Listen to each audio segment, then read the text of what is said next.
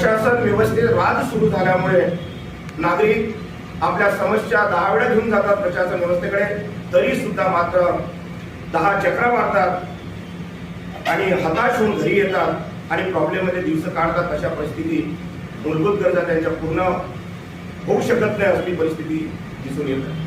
मग ती पाण्याची समस्या आहे. एरियामध्ये नगरामध्ये जे साफसफाई होत नाही अशा प्रकारची तक्रार आहे.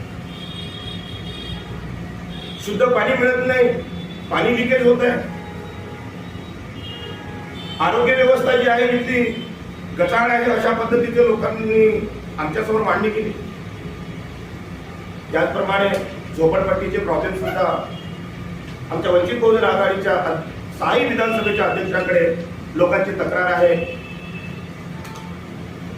त्याचप्रमाणे गटर लाईनचे प्रॉब्लेम, आरोग्याचा विषय हा.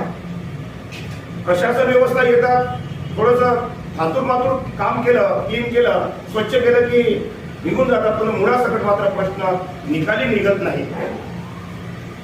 आणि अशा प्रकारची परिस्थिती नागरिकांच्या समोर असल्यामुळे वंचित बहुजन आघाडीने आणि संपूर्ण पदाधिकाऱ्यांनी ही बाब गांभीर्याने घेतली आणि लोकशाही विरोधी जी शासन व्यवस्था इथे प्रशासन सुरू करत आहे हे कुठेतरी चुकीचं आहे.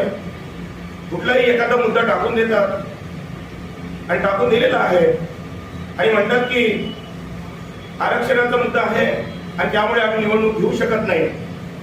पण मात्र इथे नागरिकांचे प्रश्न आहे. नागरिकांचे प्रश्न हल कसे होईल याचा